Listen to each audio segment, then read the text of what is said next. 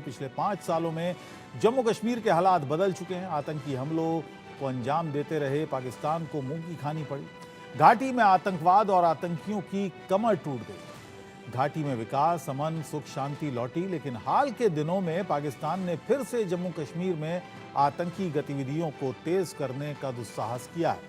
बचे खुचे कैडर को बचाने और आतंकी वारदातों को जारी रखने के लिए पाकिस्तानी सेना अब नई साजिश रच रही है। अब पाकिस्तान अपने स्पेशल स्ट्राइक ग्रुप के कमांडोज को जम्मू कश्मीर में घुसपैठ करा रहा है। एसएसजी की 2 बटालियंस को एसओजी एलओसी पर तैनात किया हुआ है। वो घुसपैठ की फिराक में है। पिछले दिनों राजौरी, पुंछ, डोडा और कठुआ में सेना के काफिले पर हुए हमले भी बताते हैं कि ये सामान्य आतंकी नहीं है। आतंकियों के वेश में पाकिस्तानी सेना के ट्रेंड स्पेशल कमांडो हैं जो गुरिल्ला युद्ध लड़ रहे हैं। सेना पर हमला कर ये घने जंगलों में भागकर छिप जाते हैं।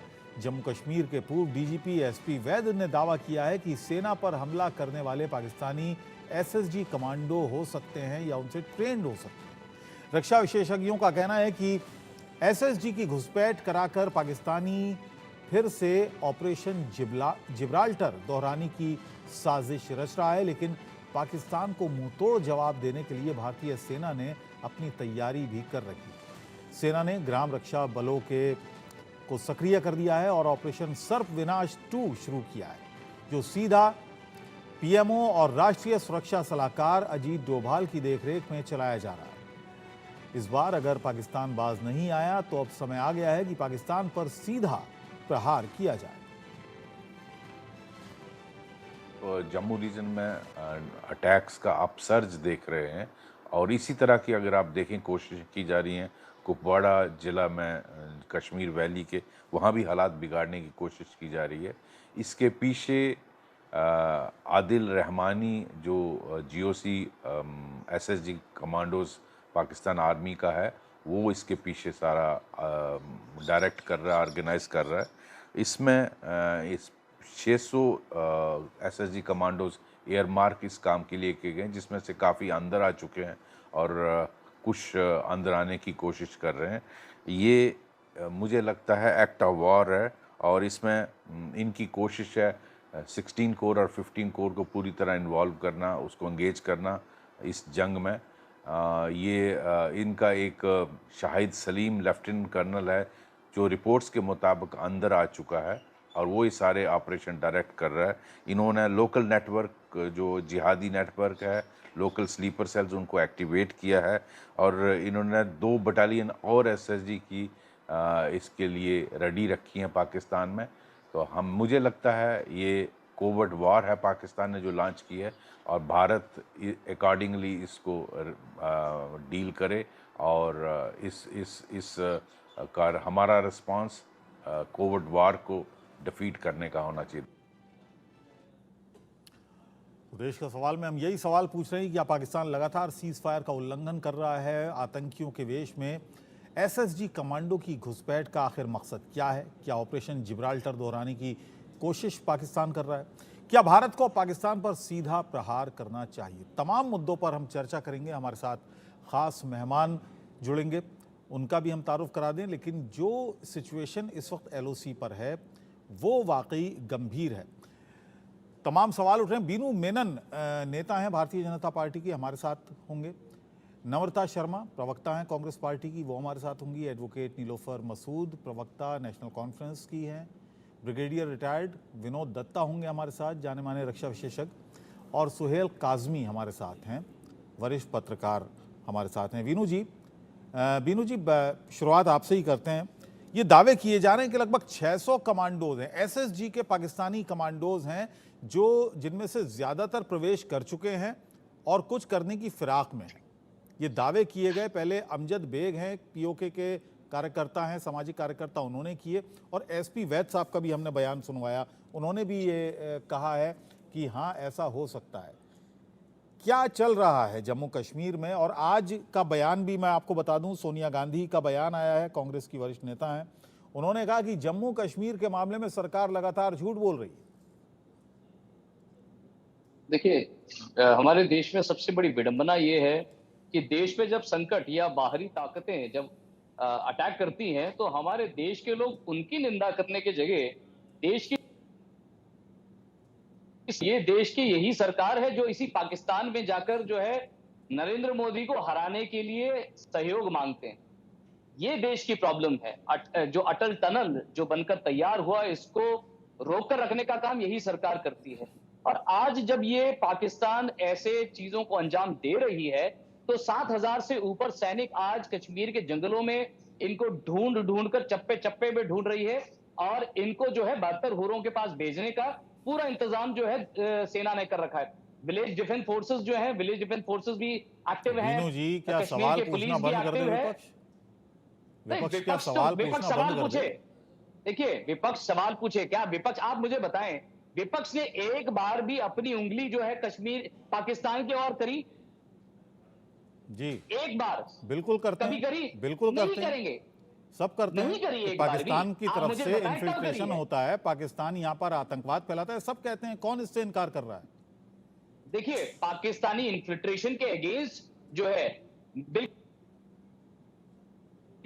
इस बात को मैं डिनाई नहीं करता, पर मैं ये पूछ रहा हूं, पाकिस्तान के एक नेता बताइए जिन्होंने सर, किसी घर पाकिस्तान में पर चोरी सवाल हो उठाया जाए, हो, किसी घर पाकिस्तान में की चोरी हो आलोचना जाए, करी। किसी घर में डकैती जी। पड़ जाए, तो सवाल पुलिस से पूछे जाएंगे या डकैत को बुरा करने से मामला सुलझ जाएगा? क्या डकैत को डकैत पर, यहाँ तो सरकार, ये जो विपक्ष में बैठे हैं, ये तो डकैतों के रहनुमा है। ये तो डकैतों के लिए अपनी पूरी जान हथेली में लेके बैठने वाले हैं। ये लोग तो इंडिया, हमारे भारत के सरकार को धमकी देते हैं कि कश्मीर के पास न्यूक्लियर पावर है। क्या वो चूड़ियां पहन के बैठे हैं? वो उनके ताकत, उनके वेलर, इनकी बहादुरी के किस्से गाने वाले लोग हैं ये लोग। जी, भाई, यहाँ पे अगर देश के लिए चाहे इंफ्रास्ट्रक्चर डेवलपमेंट हो, चाहे एलओसी के तहत हो, चाहे लद्दाख में हो, किसने किया? ठीक है मोदी नम्रता सरकार जी। ने किया। आज तक इन्होंने, आप मुझे एक स्टेप बताइए, इन्होंने तो उल्टा अटल टनल को रोक के रखा। चलिए, नम्रता जी हमारे साथ थोड़ी देर में जुटेंगी। एडवोकेट नीलोफर मसूद हैं, प्रवक्ता हैं नेशनल कॉन्फ्रेंस की। नीलोफर जी, बीनू जी का बयान आपने सुना, और वो आपके नेता डॉक्टर फारूक अब्दुल्ला को कह रहे थे कि उन्होंने जो बयान दिए थे कि पाकिस्तानियों ने हाथों में चूड़ियाँ नहीं पहन रखी हैं, उनके पास एटम बॉम्ब है, ये तमाम तरह के बयान उनकी तरफ से आए। और आपने सुना भारतीय जनता पार्टी का जो वक्तव्य है, वो भी आपने सुना। ऐसे माहौल में आखिर बातचीत कैसे हो? क्योंकि डॉक्टर फारूक अब्दुल्ला लगातार इस बात के हामी रहे हैं कि पाकिस्तान से बातचीत की जानी चाहिए। इन्फिल्ट्रेशन भी हो रहा है, लगातार घटनाएं बढ़ रही हैं, और ऐसे में आप इस बात के को सपोर्ट करती हैं कि बातचीत भी हो? देखिए, इतिहास गवाह है इस चीज का। जितनी भी बड़ी बड़ी जंगें हो गई हैं, तो उसमें खून खराबा ही हुआ है। जान माल सब कुछ उसमें जाया हो गया, और कीमती जाने खसूसन। उसी तरीके से अगर हम भी जंग की तरफ चलते हैं, तो नुकसान जो है यहाँ के जम्मू कश्मीर के लोगों को उठाना पड़ेगा। चाहे बॉम्ब वहां से आए पाकिस्तान से, चाहे हमारे देश से आए, तो कैजुअलिटी, जो फर्स्ट कैजुअलिटी होगी, वो जम्मू कश्मीर के लोग होंगे। तो जरूरी है कि यहाँ की जान और मालों को बचाना है, तो नेगोशिएबल टेबल, क्योंकि हर कोई जंग जो है एंड में यही हो जाता है कि उन दो देशों को जो जंग में मुलवस होते हैं, वो टेबल पर आकर सॉल्यूशन ढूंढते हैं, नेगोशिएट करते हैं। इसी तरीके से यहाँ की जानों को बचाने के लिए, यहाँ के माल को बचाने के लिए, इतिहास भी गवाह है कि हमें बुलाना चाहिए, हमें बात करनी चाहिए।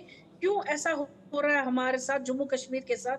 क्यों हमें हमेशा अपनी जानें जो है, कीमती जानें खोनी पड़ती हैं? आपने देखा होगा कि नंबर ऑफ इन्फिल्ट्रेशन जो 2021 से पहले जितनी भी इन्फिल्ट्रेशन हो रही थी, एक जी। वक्त ये था कि 5,000 तक पहुंच गई थी।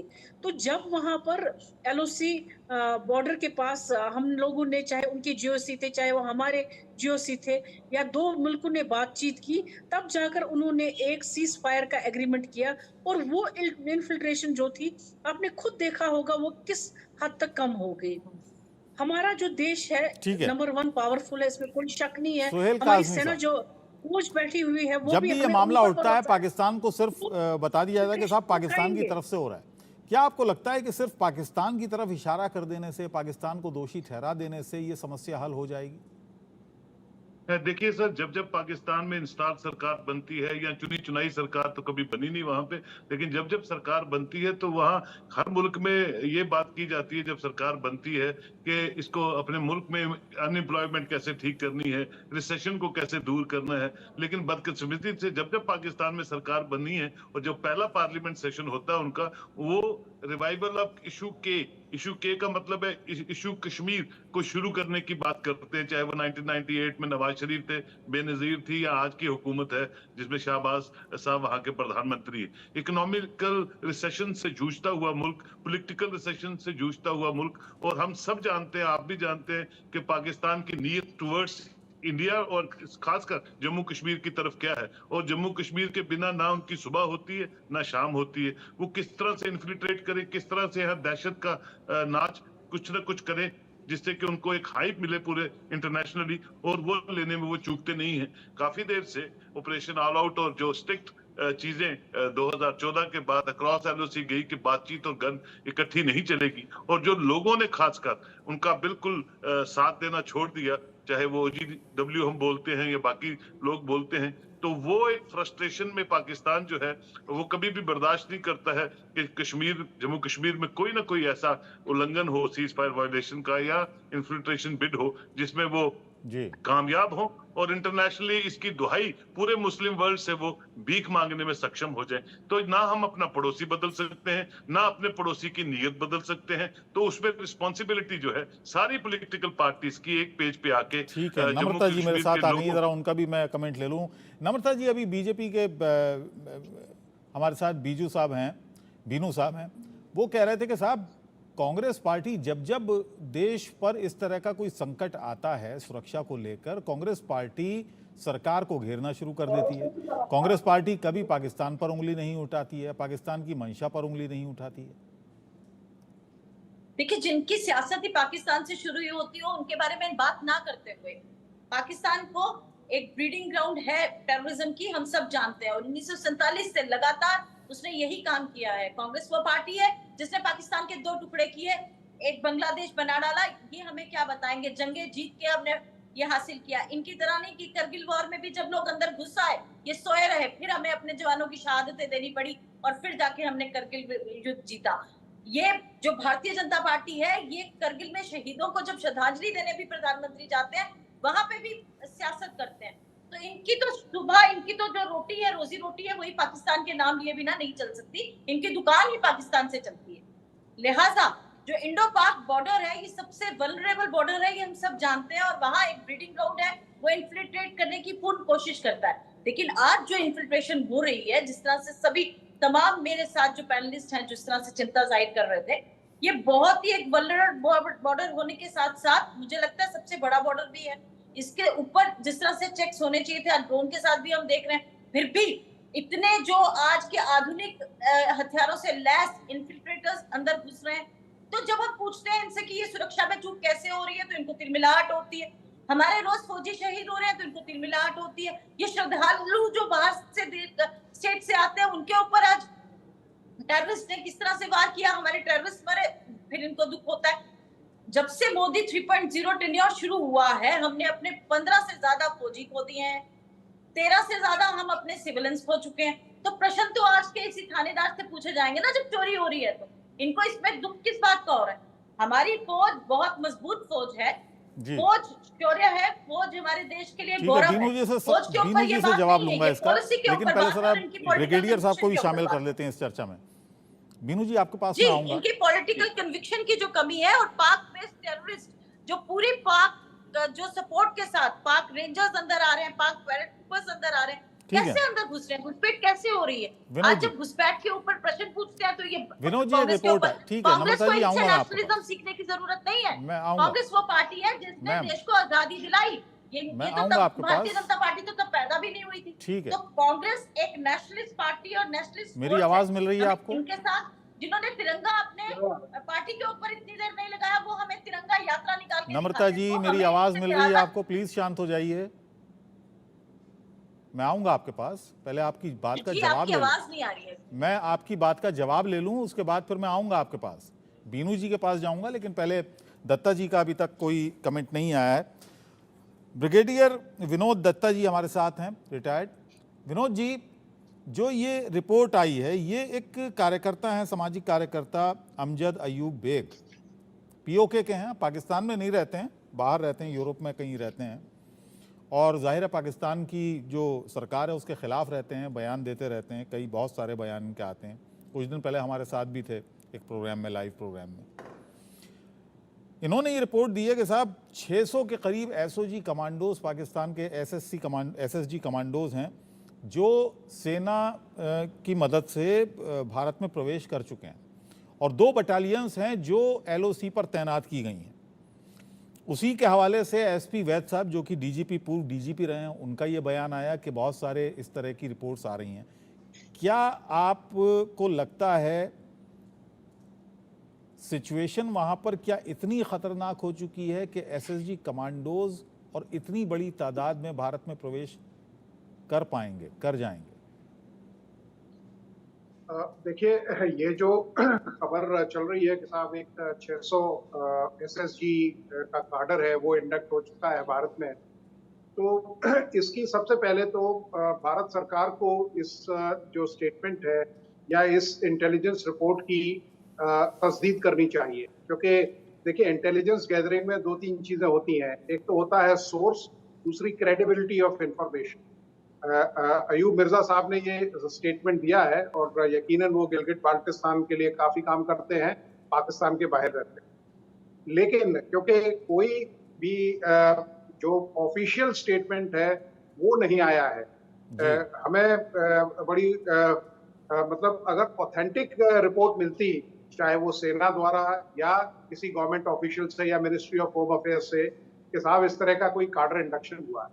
600 का जो काडर है वो काफी बड़ी संख्या होती है, क्योंकि एक साथ ये एकदम इंडक्ट नहीं हो सकते, क्योंकि 600 लोगों को, क्योंकि अगर आप ये देखें कि जिस तरह से हमारी सिक्योरिटी अरेंजमेंट्स है, 3 लेयर्ड सिक्योरिटी है बॉर्डर पे, और अभी आप देखिए कि ऑपरेशन ऑल आउट चल रहा है और रीडिप्लॉयमेंट ऑफ फोर्सेस भी हो गया है। ये जो इंसिडेंट हो रहे हैं वो यकीनन, क्योंकि अभी इंतखाबात होने वाले हैं जम्मू और कश्मीर में, तो पाकिस्तान नहीं ये चाहता कि साहब और जो ताकतें वादी कश्मीर में उन्होंने तो बाकायदा बड़ी डिटेल रिपोर्ट दी है, उसमें तो उन्होंने नाम तक दिए हैं। मेजर जनरल आदिल रहमानी हैं जो वहाँ पर पीओके में मौजूद हैं, फिर एक लेफ्टिनेंट शाहिद हैं, उनके साथ ये कमांडोज को प्रवेश कराया, यहाँ तक उन्होंने बताया। नहीं, बिल्कुल मैं आपकी बात से सहमत हूँ, अगर ये रिपोर्ट ठीक है, लेकिन मेरी उम्मीद ये है कि भाई कोई सरकारी इस पे भी इंफॉर्मेशन आनी चाहिए, किसी प्रवक्ता को आगे बताना चाहिए कि साहब इस तरह से काडर इंडक्ट हो गया है, लोगों को भी इससे अवगत कराना चाहिए, जिससे लोग भी सतर्क रहें। वरना कोई आदमी किसी भी वेश में आके कोई शेल्टर मांगता है, कोई खाना मांग रहा है, कोई कुछ मांग रहा है। तो मेरा कहने का मतलब ये है कि एसएसजी कमांडोज का ये मैंडेट है कि कैसे एनिमी के जो बिहाइंड द लाइंस ऑपरेशंस है उनको कंडक्ट कराना। लेकिन ये मानना कि साहब 600 का काडर इंडक्ट हो चुका है, ये थोड़ा सा गले से उतरता नहीं है। देखिए, लेफ्टिनेंट कर्नल जो आप बात कर रहे हैं शाहिद सलीम की, इसमें कोई दो राय नहीं है कि वो हो सकता है उनको इंडक्ट कराया हो सकता है उनको नेपाल के द्वारा कराया हो, बांग्लादेश से कराया हो, क्योंकि ये जरूरी नहीं है कि ये सब जो प्लानिंग की जाती है, ये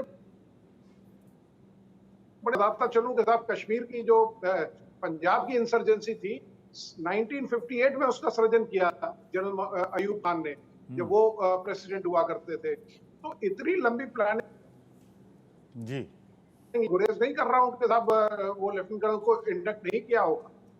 चलिए, इन बढ़ती घटनाओं की भी बात करेंगे, इन बढ़ती जो खासतौर से जो जम्मू रीजन में लगातार ये घटनाएं बढ़ी हैं और जिसमें एक बड़ा नुकसान भारतीय सेना को हुआ है, सुरक्षा बलों को हुआ है, उसकी बात करेंगे। बीनू जी का रिएक्शन ले लूं। बीनू जी, नम्रता जी को अभी आपने सुना। देखिए, हमारे काबिल साथी जो कांग्रेस से हैं बहुत बड़े उत्तेजना से बोल रही थी कि भाई थानेदार से ही पूछा जाएगा।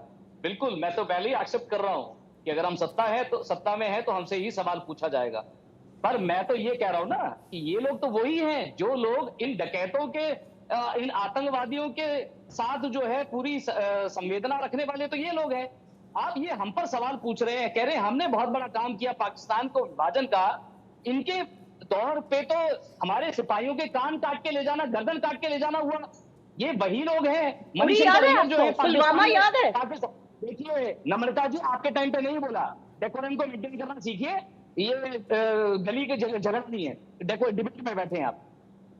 इनका ये तरीका है, जब मणिशंकर अय्यर पाकिस्तान में जाकर जो है मोदी जी को हराने के लिए सहायता मांगते हैं, ये वही लोग हैं जो चुपके से जाके चाइना से कॉन्ट्रैक्ट साइन करके आते हैं। राहुल गांधी ये आतंकवादियों के साथ तो, ये अलगाववादियों के साथ तो ये लोग फोटो खिंचाते हैं। और ऐसे अलगाववादी जिन्होंने हमारे एयरफोर्स के ऑफिशियल के जो कत्लेआम किया हो, ऐसे अलगाववादियों के साथ गले में हाथ डाल के घूमने वाले आज हम पर सवाल उठा रहे हैं।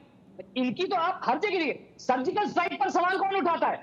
सर्जिकल तो स्ट्राइक पर सवाल पाकिस्तान जाना, पार्टी पाकिस्तान किसी का जाना क्या जुर्म है? कांग्रेस का नहीं, मैं बताती हूँ ना, पाकिस्तान गया कौन, बिरयानी खाने गया कौन? नम्रता जी पुलवामा पाकिस्तान का साथ दिया ना। आपका ही वक्तव्य जो है जो पाकिस्तान जो यूएन में रखती है, और बाद में इनके सदन के पटल में इनके मंत्री इस चीज को कबूलते हैं कि पुलवामा अटैक को नहीं कराया। आज तक आपने पुलवामा अटैक में जो हमारे साथी शहीद हुए, हमारे जो सैनिक शहीद हुए, उनकी तो आपने हमेशा आलोचना करी। आज आप यहाँ बैठकर बड़ी बेशर्मी से आप सवाल कर रहे हैं। ये तो पाकिस्तान वही है, आपके दोस्त, आपके रहनुमा, आपके साथी हैं जिनसे आप सहायता मांगते हैं। इलेक्शन के टाइम नम्रता जी को बोलने दीजिए। वहां पे पाकिस्तान के मंत्री आपके लिए कैनवसिंग करते हैं। बीनू मेनन जी, पाकिस्तान बीनू में जी, बैठकर आपके मंत्री तो आपके लिए कैनवसिंग करते हैं political. First of all, mind your tongue and language. What's wrong with my language? What is special thing? Don't you know? See, first of all, you should maintain that. Secondly, where? Sir देखिए, आप एक एक करके बोलेंगे तो देखिए। बीनू जी शांत हो जाइए। बीनू जी शांत हो जाइए। नम्रता जी अब बोलिए आप। जी, पहले तो इनको अपने शब्दों को जरा अपने संयम में रखना सीखें कि एक शब्द बहुत बढ़िया है। चलिए ठीक है, आप अपनी बात रखिए ना, आप मुद्दे पर रहिए, मुद्दे पर अपनी बात रखिए, छोड़िए इसको। जब पोल खुल जाती है तो ठीक है, बीनू जी शांत रहिए। इन्हीं द्वारा भेजे गए सत्यपाल मलिक जी ने ये आरोप लगाया कि उसे सैनिटाइज किए बिना, और हमने जब हेलीकॉप्टर्स की मदद मांगी तो नहीं दी गई, और ये पुलवामा इसीलिए हुआ। और उस पुलवामा को पूरे चुनावों में किस तरह मोदी जी ने बेचा, जिसपे इलेक्शन कमीशन को भी सवाल उठाने चाहिए थे पर नहीं उठाए गए, बदकिस्मती है। लेकिन ये पुलवामा के ऊपर जो शहादत के ऊपर वोट मांगते हैं, हमने शहादतों पे कभी वोट नहीं मांगे या सियासत नहीं करी। और पुलवामा में शहीद हुए, देश के शहीद थे, वो देश के फौजी ने पाकिस्तान का सपोर्ट जरूर कर दिया। भारतीय जनता पार्टी की फौज नहीं थी। सबसे पहली बात, पाकिस्तान को बिना बुलाए बिरयानी खाने कौन गया? फिर उन्हें आगरा किसने बुलाया?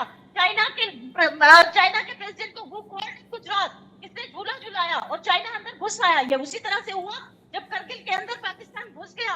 उसके बाद हमें वोट करनी पड़ी और जवाबदेही मांगी। उड़ी में जब हुआ उसके बाद हमें एयर स्ट्राइक करनी पड़ी, जब रातों रात आके वो लोग हमारे मार गए।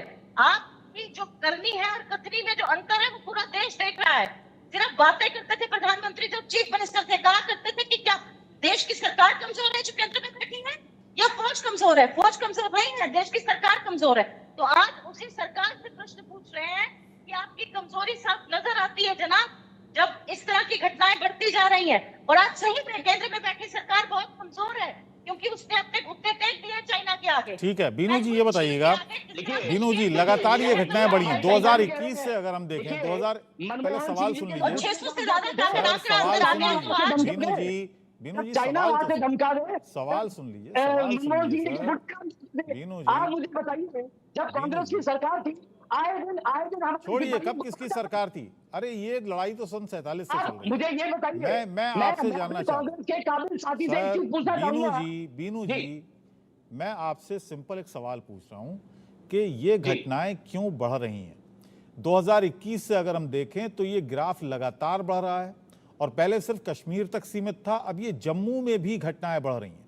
जम्मू में अभी हाल फिलहाल की अगर आप घटनाओं को उठा के देखें, चाहे पुंछ को देखें, राजौरी को देखें, कठुआ की घटना देखें, रियासी की घटना देखें, तो इसमें एक बड़ा नुकसान भारतीयों का हुआ, भारतीय सुरक्षा बलों का हुआ। और सबसे गंभीर बात यह है कि यहां पर जिन आतंकियों ने घटना को अंजाम दिया वो पकड़े नहीं गए, पकड़े भी नहीं जा रहे, वो मारे नहीं गए। ये सवाल तो और बनता है सूचना ना। भी थी हमें, एक मिनट, और सूचना होने आपने के बाद कितने भी। पकड़ लिए? आप मुझे बताइए ना, अब आप आपने उन अपने पर आ टाइम पे गए, कितने आप आतंकवादी उन्होंने मार कितने दिए? पकड़ लिए? सर मैं आपसे आप मुझे जवाब दे। देखिए मैं आपकी बात का जवाब देता हूं। इससे पहले जो हमारी कांग्रेस की काबिल साथी जो उत्तेजना में है, मैं उनको याद दिलाऊं कि भाई जब पीछे भी अटैक हुआ, आर्मी ने, ये डॉक्यूमेंटेड वो है, आर्मी ने इस चीज की आग्रह किया, जैसे सर्जिकल स्ट्राइक हमने करवाया, ऐसे सर्जिकल स्ट्राइक की जो है रिक्वेस्ट आर्मी ने उस टाइम भी प्लेस की रही थी। अरे ये घुटने काम क्या इनके, ये सर्जिकल स्ट्राइक कराने की इनकी हिम्मत नहीं थी। हिम्मत क्या इनके, तो वहां पे इनके पॉलिटिकल कैनवसर्स जो है, पॉलिटिकल कैनवसिंग करने वाले तो इनके पाकिस्तान में बैठे हैं, तो ये पाकिस्तान के खिलाफ जाने की हिम्मत कैसे करेंगे? वो पहले भी 2014 में छोड़ी नहीं नहीं है। है। आप देखिए हमारी सरकार के आने के बाद हमने बड़े ही काबिल तरीके से और आपने लोहा जो है पूरे आपने देश जो में किया मनाया है है। देश का बेड़ा आप गर्क, कोई कर नहीं सकता। सर्जिकल स्ट्राइक करने की हिम्मत करी। इसके अलावा इनके नेता रईस अली इससे पहले जो सर्जिकल स्ट्राइक्स होती रही, राशि लेकिन आपने नहीं किया। हमने यह उसको इलेक्शन में उस तरह से इस्तेमाल नहीं किया। हमने उस पर पिक्चरें नहीं बनवाई, हमने अपने डेमो नहीं बनवाया कि मोदी क्या बोलते हैं उस पे। हमने उसको फिल्म भी नहीं किया। आज अगर आज अंडरग्राउंड वर्कर्स और आपके जो स्लीपर सेल्स हैं कहां से आते हैं एकदम से, इसका मतलब इंटेलिजेंस फेलियर है। जब आपको कहें कि आपका इंटेलिजेंस फेलियर है तो आप सिविल आते हैं, आपकी दूसरी जगह पे पैर चढ़ जाता है। आज कहां से बीनू जी, overdose बीनू जी, workers आ नम्रता गए? जी, बीनू आज जी, कहां नम्रता से जी, हम super चाहते cells आ हैं, गए? देखिए ये बहस तो फिर आपके सरकार में क्या हुआ, उनकी मैं तो सरकार में क्या हुआ। मैं तो- बीनू जी मैं शांत तो रहिए, बात- बीनू जी शांत रहिए, बीनू जी प्लीज प्लीज प्लीज शांत रहिए सर, शांत रहिए। मेरी आवाज जी, मिल रही है बताएं। आपको? मेरी आवाज मिल रही है? बिल्कुल।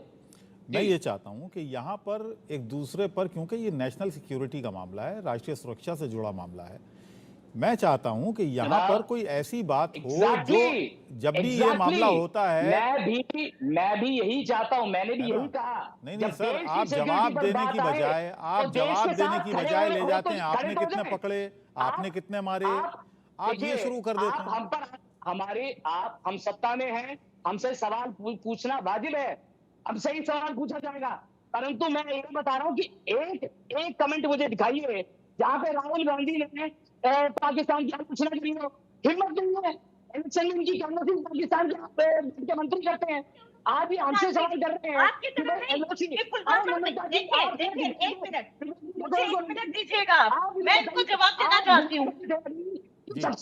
चलिए चलिए थोड़ी देर शांत रहिए, एक मिनट। चलिए थोड़ी देर शांत रहिए। मैं ब्रिगेडियर साहब से मैं जरा समझ लूं एलओसी का जो पूरा ज्योग्राफिया है वो मैं सारा समझना चाहूंगा। कितना मुश्किल है सर यहाँ पर घुसपैठ को रोकना, क्योंकि हम देख रहे हैं कि लगातार, अभी हमने केरन सेक्टर की खबर दिखाई। बीनू जी शांत रहिए, आपकी आवाज़ मैंने म्यूट कर दी है, शांत रहिए, कोई फ़ायदा नहीं बोलने का, शांत रहिए सर। ब्रिगेडियर साहब, ये मैं आपसे जानना चाह रहा हूँ, एलओसी का जो पूरा ज्योग्राफी है यहाँ की, ज़ाहिर है बड़ा मुश्किल टेरेन है यहाँ पर, और यहाँ पर घुसपैठ को रोकना एक बहुत बड़ी चुनौती है। हमने देखा केरन सेक्टर में अभी घुसपैठ की एक कोशिश नाकाम की भारतीय सुरक्षा बलों ने, लेकिन जिस तरह की खबरें आ रही हैं और जो घटनाएं हो रही हैं वो कहीं ना कहीं ये बता रही हैं कि घुसपैठ लगातार हो रही है। और अब एक खबर ये भी आई थी, मेरे प्रोग्राम में ही एक सज्जन बैठे थे, उन्होंने एक आशंका जाहिर की थी कि न सिर्फ एलओसी से बल्कि अब ये जो जम्मू में घटनाएं हो रही हैं ये शायद घुसपैठ पंजाब साइड से हुई है, क्योंकि पंजाब से जम्मू जाना आसान है बनिस्बत के कश्मीर से जम्मू आना। आप क्या मानते हैं, कितना मुश्किल है, कितना चैलेंजिंग है ये? बिल्कुल ठीक कहा। देखिए, मैंने वहाँ काफी टेन्योर किए हैं और एलओसी इतना बड़ा एरिया है कि वहाँ चप्पे चप्पे पे निगरानी रखना मुश्किल है। रही बात टेरेन काफी इनहॉस्पिटेबल है। दूसरा, जब भी इंक्लीमेंट वेदर होता है या मौसम खराब होता है या कभी बर्फ पड़ती है या इस तरह से है, तो वहां से फेंसिंग वगैरह कई बार उनके जो सर्किट्स हैं वो टूट जाते हैं या फेंसिंग डैमेज हो जाती है, तो वहां से भी ये करते हैं। कई बार ये कैटल को वहां से बतौर इंस्ट्रूमेंट यूज करते हैं। रही बात, मैंने आपको पहले भी कहा था कि साहब ये इन्फिल्ट्रेशन केवल एलओसी से नहीं हुआ है, ये बाकी जो प्रांत है वहां से भी हो रहा है, पानी के जरिए हो रहा है, समुद्र के जरिए हो रहा है, बांग्लादेश से आ रहे हैं लोग, नेपाल से आ रहे हैं। और आपको एक चीज और मैं आपको बता दूं कि 3 ब्रिगेड ऐसी हैं जो जनरल एरिया कोटली में डिप्लॉयड है पाकिस्तान की, जहां जो ये इन्फिल्ट्रेशन के लिए फैसिलिटेट करती हैं। वो कई बार हमारी पोस्टों पे बम्बार्डमेंट शुरू करती हैं जिससे कि इन्फिल्ट्रेशन उसमें, क्योंकि उस बम्बार्डमेंट के दौरान ये लोग क्रॉस ओवर कर जाएं। जैसे इनके जो एलिमेंट्स हैं या जो इनके बटालियन या कंपनी लोकेशंस हैं वो है सेंसा जो पाकिस्तान में है, धुलाई, गुलपुर, चकोटी, गुरेज, नीलम वैली, तंगधार, ये सब एरिया है जहां से इनकी जो ब्रिगेड है वो प्रायोजित तरीके से इन्वॉल्व है। तो इसमें मैं आपको ये बताना चाहता हूं कि वहां से तो ये बिल्कुल ऑर्गेनाइज्ड अफेयर है और पाकिस्तानी सेना इसमें लिप्त है। लेकिन भारत ने भी काउंटर मेजर्स काफी लिए हुए हैं, लेकिन इतना बॉर्डर है, 4000 किलोमीटर का बॉर्डर हमारा बांग्लादेश से ही है और नेपाल के साथ हमारा बॉर्डर है और दोनों बॉर्डर बड़े पोरस है।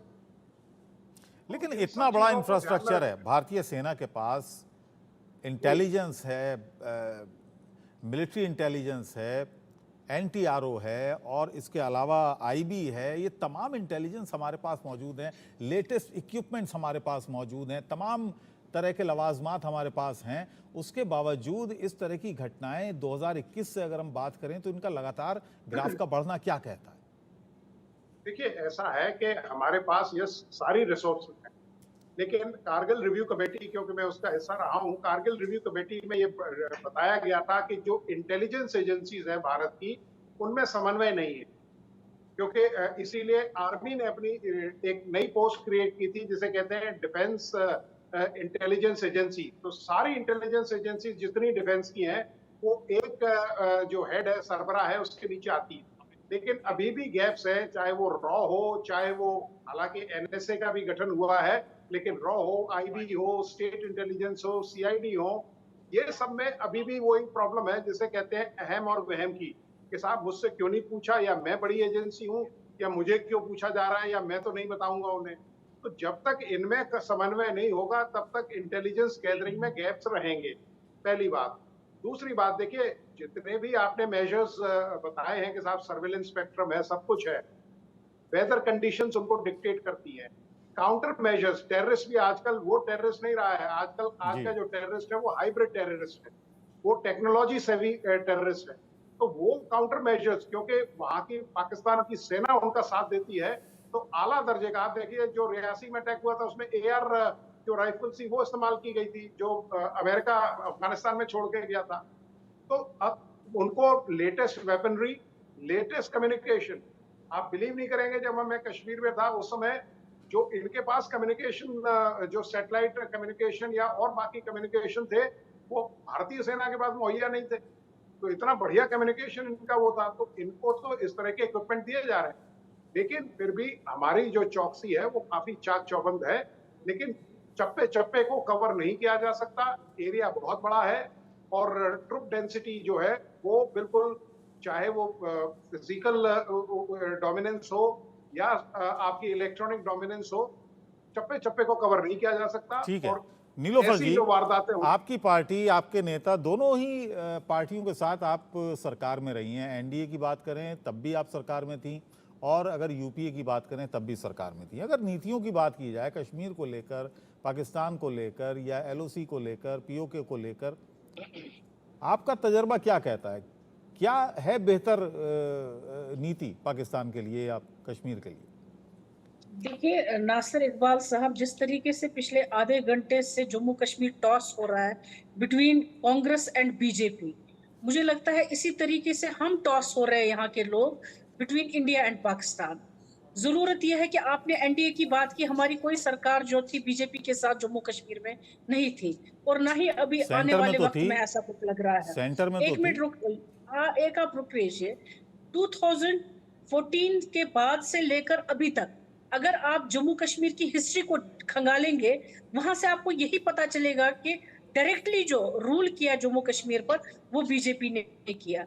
और इसी बीजेपी की सरकार में अगर आप देखेंगे उनकी नाक के नीचे 16 साल तक जम्मू के एरिया, खसूसन जो आपने अभी यहाँ पर किसी प्रवक्ता ने कहा, चाहे कठुआ था उसमें रियासी है या पुंछ है या राजौरी है, इन एरियाज में कभी आतंकवाद जो था बिल्कुल 0 लेवल पर आ गया था, एक हिसाब से खत्म ही हो गया था। अब जो ये सर्ज हो गया है तो किसी न किसी को, जो बीजेपी ऑलरेडी 10 सालों से इस वक्त जम्मू कश्मीर पर हुक्मरान है, उनको अपना फेलियर एक्सेप्ट करना चाहिए। इस डिबेट के जरिए हम अपनी कमियां जो है, खामियां जो है, वो ये नहीं कह सकते कि हमारी इंटेलिजेंस ये ऐसे है, हमारे पास ये हथियार नहीं है।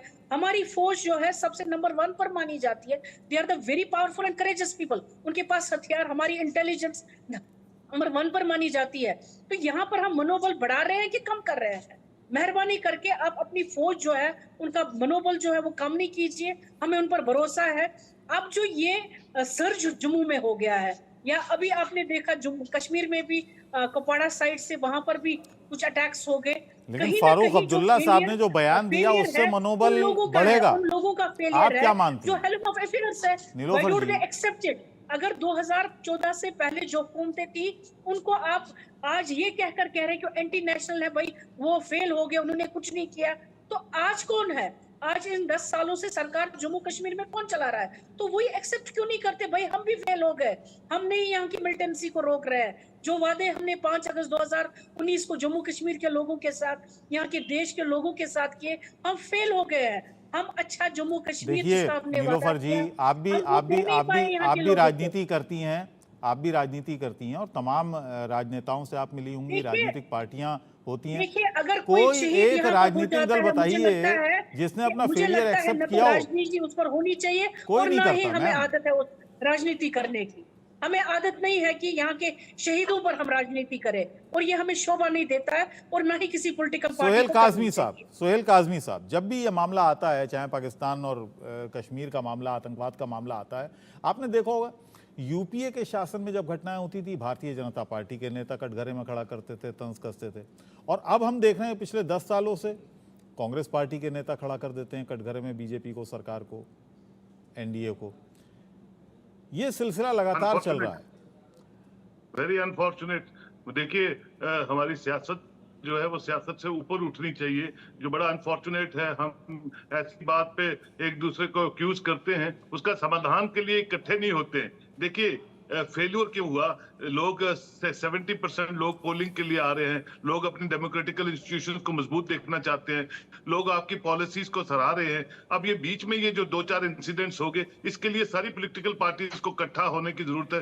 ब्रिगेडियर साहब ने ठीक कहा कि कहीं ह्यूमन इंटेलिजेंस का फेल्यूर है, उसको मानना है। क्या वजूहत है, क्यों फेल्यूर हुआ? अब यहाँ तक बात इन्होंने की कि सोर्सेज की, क्योंकि 30-35 साल से मैं भी बड़ा सक्रिय हूँ अपनी फील्ड में, मैंने बड़ी क्लोजली मिलिटेंसी को कवर किया है डिफरेंट बॉर्डर्स पे, डिफरेंट सेक्टर्स में। तो कहीं सोर्सेज की जब हम बात करते हैं कि सोर्सेज आपके सारी पैरामिलिट्री के ड्राई क्यों हो रहे हैं, और सोर्सेज सबसे इंपॉर्टेंट कंपोनेंट रहता है जहाँ कंफ्लिक्ट जोन होता है, और कंफ्लिक्ट जोन में सोर्सेज को हमेशा आपने मोबिलाइज करके रखना है। एक यूनिट चली गई, सोर्सेज ड्राई हो गए, सोर्सेज मार गए या मार दिए गए, ये सब चीजें जो है इंटेलिजेंस फेल्यूर है, जहां जिसका इशारा ब्रिगेडियर साहब ने भी किया। उनको मोबिलाइज करने की जरूरत है, और नेशनल सिक्योरिटी के लिए या जम्मू कश्मीर की आवाम के लिए मैं तो गुजारिश करता हूँ सारी पॉलिटिकल पार्टीज को, कम एकजुट होके, हम लोगों ने एक जनरेशन खो दी है। हाँ, वो इररिपेयरेबल लॉस है जम्मू कश्मीर का, और कभी क्या हो जाए इसकी भी कोई पता नहीं है कि किस वक्त क्या पाकिस्तान कर दे। ना हम वो उनकी नीयत को चेंज कर सकते हैं, ना उनकी सोच को बदल सकते हैं।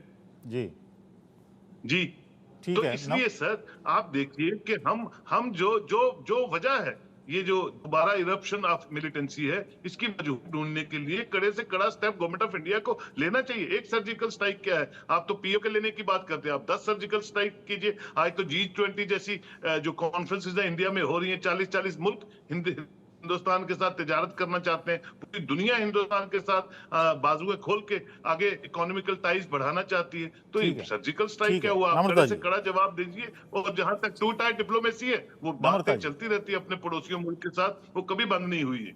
नम्रता जी। नम्रता जी कुछ कहना जी, चाहिए। अगर 2 मिनट मैं अपनी बात को थोड़ा सा बताना चाहती हूँ, मुझे समय दीजिएगा।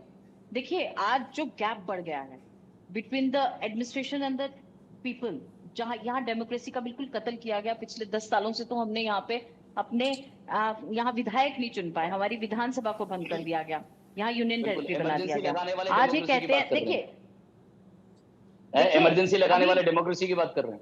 अब आप फिर 50 साल पीछे चले गए। अनडिक्लेयर्ड इमरजेंसी लगा दी है, वो please. क्या है? What is that?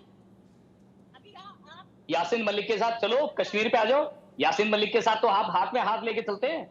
जो हमारे एयरफोर्स के ऑफिशियल को जिसने कत्लेआम किया, आप तो उनके साथ हाथ में हाथ मिला के चलते हैं। आप लोग ही तो उनके उनकी बात सुन लीजिए। नम्रता जी को बोलने दीजिए पहले। बीनू जी, नम्रता जी की पहले पूरी बात सुन लीजिए। अभी उन्होंने शुरू किया। ऑर्गेनाइजेशन को आपने बैन लगाया था, और जिसकी प्रॉपर्टी से टैक्स कर रहे थे, उनकी एक मिनट प्रॉपर्टीज के को लिए आज उनकी बात क्यों सुन सीज नहीं किया जा रहा? बात सुन तो लीजिए आज पहले। जो सवाल है इन पे इसलिए उठाए जा रहे हैं, जब यहाँ पे 10 साल से इन्होंने यहाँ 4 साल से पिछले एलजी को बिठा रखा है, और उन एलजी के ऊपर करप्शन के गंभीर आरोप हैं। आज इनकी संजीदगी स्टेट को लेके इसलिए नजर नहीं आती, इन पे प्रश्न इसलिए बनते हैं कि आज यहाँ लोकतंत्र का जिस तरह से गला घोटा गया। आज ये कहते हैं कि यहाँ पे लोगों के ऊपर, आज ये हम सब लोगों को सारी ब्लैक शीट्स तो नहीं है ना, ब्लैक शीट्स को आइडेंटिफाई करने की जरूरत है। कौन है ओवरग्राउंड वर्कर्स, और ये गैप कैसे आ गया लोगों के बीच में? जम्मू के डोगरा जो नेशनलिस्ट फोर्स है, उनको आज आप कह रहे हैं कि ओवरग्राउंड वर्कर्स की तरह काम कर रहे हैं, तो ये गैप क्यों आया? अगर कुछ है भी तो एक तो उनको आइडेंटिफाई करने की जरूरत है, दूसरा इस गैप को ब्रिज करने की जरूरत है। आज लोगों में वो तालमेल नहीं है। आज हमारे पास गवर्नर के पास वो एडवाइजर्स नहीं है जो उनको डिफेंस के बारे में, जम्मू के बारे में बता सके। मुझे लगता है कि संजीदगी इस सरकार की उसी से नजर आती है जब यहाँ पे करप्शन के गंभीर आरोपों के बाद भी गवर्नर को यहाँ से नहीं उठाया जाता, उसे ज्यादा एम्पावर किया जाता है। चुनाव अगर पाकिस्तान नहीं चाहता जनाब, तो चुनाव जम्मू कश्मीर में भाजपा भी नहीं चाहती अपनी हार को देखते हुए। ठीक है। ये जो सारी चीजें हैं, ये बीनू जी, परिस्थितियां उसी के लिए आप गंभीर आरोप हो रही लगाते हैं यासीन मलिक आज के जम्मू साथ के चलिए, ऊपर हुर्रियत के साथ चलिए, वहां पर आपने सरकार बनाई पीडीपी के साथ। हालांकि बाद में फिर अलायंस टूटा आपका, और पीडीपी के जो नेता हैं, पीडीपी की महबूबा मुफ्ती, उनको आपने कहा कि साहब ये अलगाववादियों की ज़बान बोलती हैं, अलगाववादियों के ज़्यादा करीब हैं, है ना? उस वक्त निर्मल सिंह जी ने किसी आतंकियों टेररिस्ट की को हमदर्द कहा हैं। था कि हमें तो सरकार पता तो होता आपने भी मारते वहां ना पर उसको। बनाई उनके साथ। बिल्कुल, देखिए हमने महबूबा जी के साथ जो है सरकार बनाई, ये सोचकर कि भाई वो वहां पे हैं, तो क्या हम अगर उनके साथ मिलकर अगर वहां सरकार चलाते हैं, क्या लोगों की वहां पे सोच को बदला जा सकता है? ये सोच के हमने किया। जब देखा कि भाई वो अलगावाद से ही जुड़ी हैं और वो कश्मीर का डेवलपमेंट चाहती नहीं है, क्योंकि जैसे ये यहाँ पे हम कह रहे हैं हमारे कांग्रेस की सर साथी- देखिए, कल तक आप उनके साथ सरकार बनाने से पहले आप उनके वालिद को कटघरे में खड़ा करते थे। अभी हम बिल्कुल। ये लोग कह रहे हैं बाप ये बेटी, आपको बाप कह रहे बेटा। हैं। देखिए बिल्कुल, आप लोग, ये जो कश्मीर की हालात के जननी तो आप लोग हैं। जब 90 में इन्फ्लेशन हुआ, वहां पे कत्लेआम किया, वहां के कश्मीरी पंडितों के साथ कत्लेआम किया, तब आपकी जुबान कहाँ थी? तब आपकी जुबान कहाँ थी? अब तो आपने फेविकॉल लगा के बैठे हो। आप बता रहे हैं घटनाएं नहीं थी। आपकी सम्मेलन लोग मारे गए। जवाब वापस अपने घरों को नहीं गए, बच्चे शामिल थे उसमें। पुलवामा हो गया, आपके द्वारा लेफ्टिनेंट गवर्नर भेजे गए, गवर्नर भेजे गए, सत्यपाल मलिक ने आप पे गंभीर आरोप लगाए कि आपने हेलीकॉप्टर प्रोवाइड नहीं किया। आप चाहते थे कि पुलवामा हो, आप चाहते थे कि पुलवामा हो, ताकि आप उसके शहादत के नाम पे वोट कर सके, राजनीति कर सके। इतनी शर्मनाक बात है भारतीय जनता पार्टी के लिए, लेकिन शर्म है कि भारतीय जनता पार्टी को आती नहीं। पुलवामा के शहीद पे वोट मांगती है। इस चीज की नक्शे आप लोगों ने चलाई हाँ, वो है जिसने वोट किया यहाँ के टेररिज्म को खत्म किया। 2014 में आपको स्टेबलाइज जम्मू कश्मीर दिया, लोगों को मेन स्ट्रीम के साथ जोड़ा, लोगों को भारतीय सोच के साथ जो बिखर गए थे, गुमराह हो गए थे, उनको मेन स्ट्रीम के साथ जोड़ा। आप उन पार्टीज पे आप दीजिए। देखिए फिर वही आरोप प्रत्यारोप शुरू, देखिए फिर वही चीज शुरू हो गई। हमने ये किया, आपने ये नहीं किया, ये दोबारा से शुरू हो गई। चलिए एक एक करके, पहले बीनू जी को कहने दीजिए, और बीनू जी फिर बीच में नहीं बोलेंगे। नम्रता जी, चलिए बीनू जी बोल लीजिए, 1 मिनट आपको दे रहा हूँ, बोलिए। देखिए मैं एक बात क्लियर कह रहा हूँ, डिबेट के डेकोरम को जिस तरीके से मेरे फेलो पैनलिस्ट मेंटेन करेंगे उस तरीके से मैं भी मेंटेन करूंगा, ठीक है? बताइए बताइए। अभी बहुत बड़ी उत्तेजना से बात कर रहे हैं। अरे सर बोलिए। आपकी पोल तो ब्रिगेडियर साहब ने खोल दी यहाँ पे, आपकी पोल तो विनोद दत्त जी ने नम्रता जी 1 मिनट शांत रहिए, उनको बोलने दीजिए। नम्रता जी, बीनू जी को बोलने दीजिए। जिस व्यक्ति ने आर्मी को सर्व किया उन्होंने आपकी पोल खोल दी यहाँ पे कि कम्युनिकेशन सिस्टम जो है उन आतंकवादियों के पास बेहतर थी हमारे मुकाबले। जहाँ पे क्या किया इस अमेठी में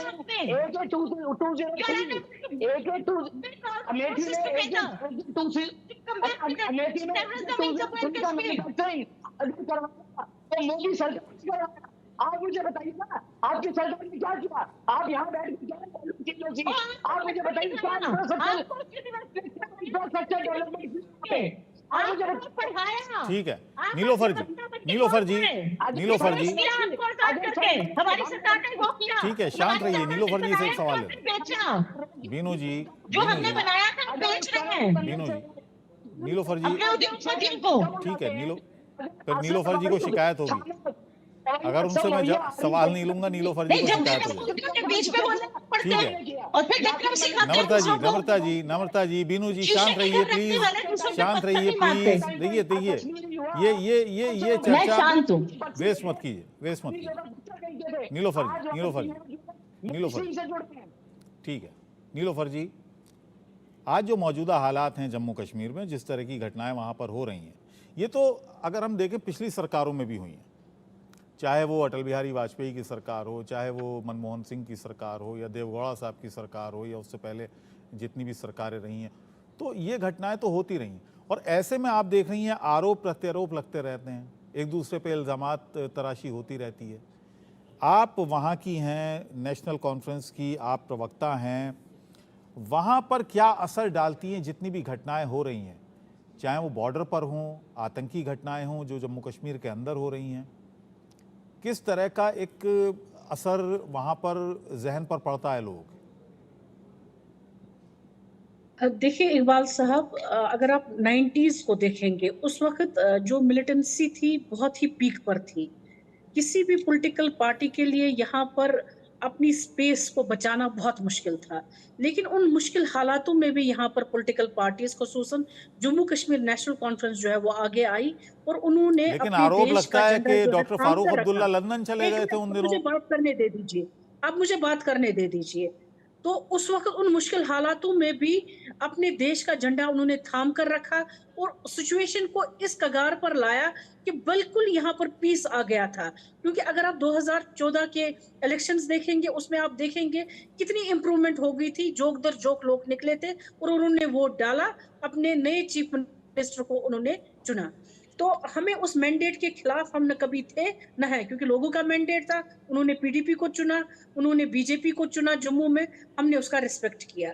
लेकिन उन हुकूमतों में, उन मेन स्ट्रीम पॉलिटिकल पार्टीज जो हुकूमत में रहे, उन्होंने कभी भी किसी पॉलिटिकल पार्टी को के हेड को या किसी भी मिनिस्टर को, रह चुके मिनिस्टर को या रह चुके एमपी को ये नहीं कहा कि भाई आप एंटी नेशनल हो। आज की हुकूमत अगर आप देखेंगे 2014 से लेकर आज तक, जिन लोगों ने मुश्किल हालात में अपने देश का साथ दिया, आज उन्हें ये कहा जाता है भाई आप एंटी नेशनल हो।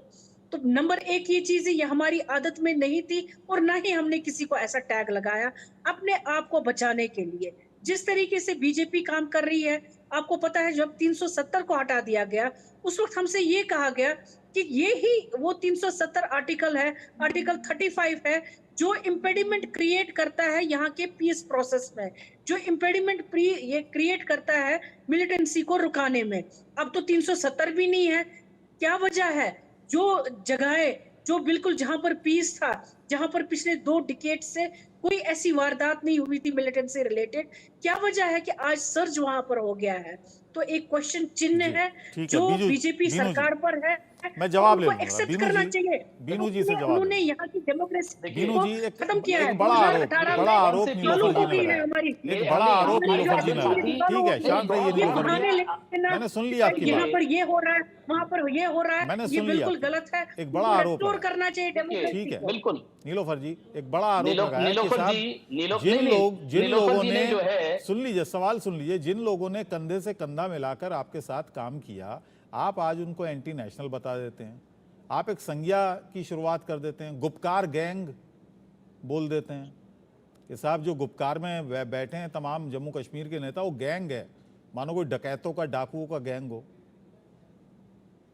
देखिए इससे डाउन द लाइन से पूछ लीजिए मनोज जी से कि डाउन द लाइन यहाँ का आम शहरी जो पॉलिटिक्स से जुड़ा नहीं रहा, जो बिल्कुल न्यूट्रल रहा, उन लोगों पर क्या असर पड़ता है, उस माइंड सेट पर क्या असर पड़ता है, जहां आप मेन नीलोफर स्ट्रीम जी, लोगों को ठीक है, और जवाब दीजिए। और सेपरेटिस्ट को एक पेज Very पर nice, लाकर very खड़ा nice, करते सुन हैं। लीजिए। एक को भी आप पीएसए देखिए, लगाते हैं और दूसरे को भी पीएसए लगाते हैं, तो चलिए फर्क ठीक है, कहाँ है? जवाब सुन लीजिए, जवाब सुन लीजिए। नीलोफर जी, आप पीस की बात करते हैं, कौन सी पीस की बात करते हो? जो आप लोग 500 रुपए की पर्चियां देकर पत्थर फिकवाते थे 2014 वहां में के। हमें दिया। आप उस नीलोफर पीस जी, की बात कर नीलोफर रहे जी, हैं। किस पीस की नीलोफर जी, बात मैं कर आपके रहे टाइम हैं पे नहीं बोला ना, आपके टाइम पे नहीं बोला ना। I maintained the decorum because you तो वर सच नॉट बोल रही इंटरप्टिंग माय थी, स्पीच, इसलिए राइट? आपने नहीं बोला। I was listen, I was no no no, मैं अब तब भी बोल सकता था ना। मैं आपके टाइम पे नहीं बोला because you were maintaining the मैं डेकोरम। वही कह रही हूँ, मैं सच बोल रही थी, इसलिए आपने नहीं बोला। Let it be continued. तो मेरी बात सुन लीजिए, अब मैं सच ही बता रहा हूँ। आप लोगों ने वहां पे एक इंडस्ट्री चला बताइए। दी थी ना, वहां के युवाओं को बरगला कर, वहां के युवाओं को 500 रुपए की पर्चियां देकर पत्थर अरे फिकवाने आराम की। से बोलिए ताकि उस मैं भी पीस की सुन बात कर सकूं रहे हैं। क्लियर से। आप पीस आराम की बात कर रहे बोलिए। हैं। आप पीस प्लीज की बात कर प्रिजर्व रहे योर हैं। Energy. I preserve my energy, okay? And you हाँ, maintain please the preserve decorum your of the energy, debate. Be You patient. maintain the decorum आराम of से the बोलिए। debate, right? I will see how I have to say. Please don't mind my ways, okay? चलिए बोलिए बोलिए। Okay Yeah. Thank you for that. ये 500 रुपए देकर ये स्पीच की बात करते हैं। पहले इन्होंने क्या है, अरे बड़े कोई ऑर्गेनाइज्ड वे में अपने वहां के बच्चे कश्मीरी के किसने लिए दिए उसको 500 मरवाने रुपए? के लिए 500 रुपए नहीं देता। किस की बात कर रहे हैं आप? क्या बात कर रहे हैं? जम्मू कश्मीर कभी आए भी हैं आप बात कर रहे हैं वहां बैठकर। आप बात कर रहे हैं, आपने कश्मीर बहुत आसान होता है अपने कंफर्ट जोन में बैठकर बात करना। सही कह रही हैं। आप लोगों का कमेंट आप यहाँ के माँ बाप की इंसल्ट नहीं कीजिए 500 रुपए का नाम लेकर। ये किसी को भी उग्रवादी कह सकते हैं, किसी को भी टेररिस्ट कह सकते हैं। आप इंसल्ट नहीं कीजिए जम्मू कश्मीर के वासियों को। बीनू जी, आपको बीनू कोई जी, हक बीनू नहीं जी, है। बीनू जी, ये 500 रुपए वाली इंफॉर्मेशन आपको किसने दी? बीनू जी, बीनू जी, कोई इन्होंने कोई 1000 कोई रुपया देके कोई ली आप होगी। जो भी बात करें वो जनरलाइज मत करें। युवा जो है वहाँ के युवा, आप मुझे बताइए ना, ये आप देखिए, हम गंभीर विषय पर बात कर रहे हैं, राष्ट्रीय सुरक्षा से जुड़ी हुई बात कर रहे हैं, इसमें राजनीतिक भाषा मत बोलिए। राजनीतिक भाषा, आप नीलोफर जी कौन सी भाषा का इस्तेमाल कर रही है? नहीं, मैंने उनसे भी सवाल किया, मैंने उनके नेता ने जो कुछ कहा वो भी कहा। नहीं नहीं नहीं सर, तहजीब के दायरे में बात करेंगे, मैं भी इज्जत कर लूंगी। आज कश्मीर में, मेनलैंड कश्मीर में शांति है ना, आज हो रही है सिर्फ घुसपैठ। अगर आज प्रॉब्लम है तो सिर्फ आतंकवाद की। आप लोगों ने आपके कहने के आप एक्सेप्ट फेलियर कीजिए ना, एक्सेप्ट कीजिए आप फेल हो गए, एक्सेप्ट कीजिए, एक्सेप्ट कीजिए आप नए कश्मीर में डेमोक्रेसी रिस्टोर करना फेल हो गए आप, एक्सेप्ट कीजिए। यहाँ के आम शहरी को, चाहे वो ट्रांसपोर्टर है, चाहे वो लेबरर है, चाहे वो किसी भी फील्ड का है, यहाँ की खत्म करने में आप लोगों का हाथ है, एक्सेप्ट कीजिए, यहाँ की इकोनॉमी को क्रश करने में आपका हाथ है, एक्सेप्ट कीजिए। और आपके नेता बाहर रैंचों में अपने हॉलिडे मना रहे थे। अरे नेताओं का नाम मत ले लीजिए आप, उन्होंने कुर्बानियां चलिए दे ठीक दी है, हैं। काज़मी साहब, मैं चाहूंगा कि आप थोड़ा सा कंक्लूड करें। आपने सबके बयान भी सुन लिए, सबका टेक ले लिया।